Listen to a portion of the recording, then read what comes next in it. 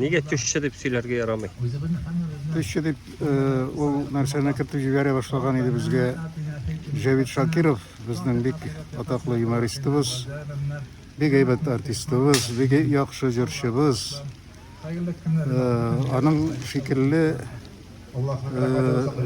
төшче дип йөргән кешеләр алар байтак. Ләкин төшче безгә туры килми һич кенә дә. Ул бездә юк. Бездә әби белән кияү һәм алар әгәр дә рус кардәшләребез тормышында төшче белән кияү арасында нинди дә булса конфликтлар булса һәм булгаласа һәм еш булып торса да, татарда мондый конфликт юк, чөнки безнең тәрбиябез бөтенләй башка, безнең телебез бөтенләй башка, без бөтенләй башка төрле халык һәм бездә бөтенләй башка төрле традициялар. Җавид Шакиров шул төшчесен бик күп сөйләп биргәч, мин бер вакытны социаль челтәрләргә язып та чыктым. Мин әйтәм, бу нинди хәл инде бу? Бездә бит андый әйбер юк, бездә андый культура да юк. Бездә әби белән кияү бик яхшы яши. Бездә әз генә конфликт була килен белән кайнана арасында. Ансының сәбәпләрен шулай ук бик тирән эзләргә кирәктер име. Инде әби белән кияү арасында безнең андый конфликт, алар бик тату, бик әйбәт яшиләр. Килен белән кайнана арасында гына начар мөнәсәбәт дип әйттегез, име? Нишә балай? Нишә кияү белән әби арасында начар мөнәсәбәт юк? Бу безнең халкыбызның бик борынгы, бик тирән традицияларына барып тоташкандыр дип уйлыйм мин. Монда Рәмис белән нәрсә булырга мөмкин? Монда булырга мөмкин көнләшү дигән әйбер бар, име? Әни кеше хатыннан баласын көнни булырга может, име? Каядыр иштә әни кеше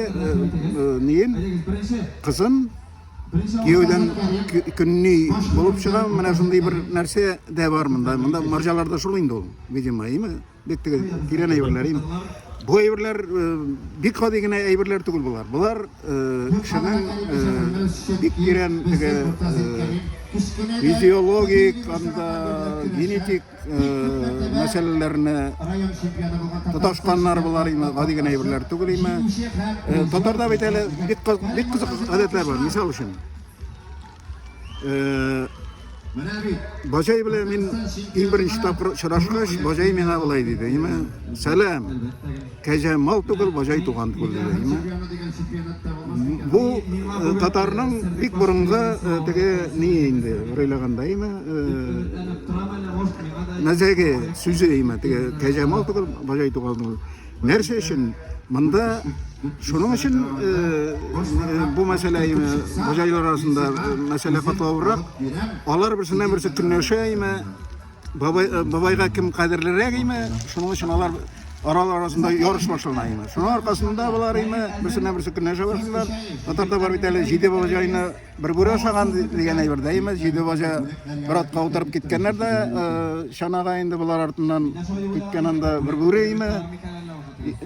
Берсен алып төшеп ашаган бажайлар ярдәм итмиләр икән. Икенчесен алып төшеп ашаган барып җиткәнче җиде бажайны да ашап бетергән иде. Татар халкын шушы җиде бажай белән дә чагыштыралар. Син инде бу турыда беләсең бит инде, име? Җиде бажаны бер бүре ашаган халык без, име? Чөнки бездә көнләшү дигән нәрсә бик көчле. Шул ук вакытта көнләшү дигән әйбер, име? Ул бары тик бик көчле халыкларда гына була торган әйбер. Ул халыкны яшәтә торган әйбер. Бу мәсьәләнең икенче ягы. Инглизләрнең бер философы бар, Мандевиль дигән. Мандевиль әйтә, Басна Апчолов дигән аның китабы бар инде, атаклы китап. Заманында инглизләрнең бик зур философларының берсе ул. Шулай әйтә, име? Көнче булмаса халык зур була алмый һәм көчле халык була алмый. Татарның бер мәкаләдә бар, име? Көнләшмәгән, көн күрмәгән дигән шундый бер мәкаләдә бар. Ләкин монда сүз бара теге кара көнчелек турында түгел имен. Монда сүз бара ак көнчелек имен. Ак көнчелек һәрвакыт кирәк яшәргә, ул һәрвакыт ярдәм итә. Һәм халыкны яшәтә торган әйбер. Ак көнчелек булырга тиеш имен. Ул чөнки агачлар да берсенә берсе карап үсә, чәчәкләр дә берсенә берсе карап чәчәк ата име, җиләкләр дә берсенә берсе карап анда шәләр име. Бу тормышның гомуми законы. Шуңа күрә менә шундый бик катаулы мәсьәләләр бар име. Һәм аларны теге уйлап карасаң, алар кайвакыт бик гади җавап килеп чыга.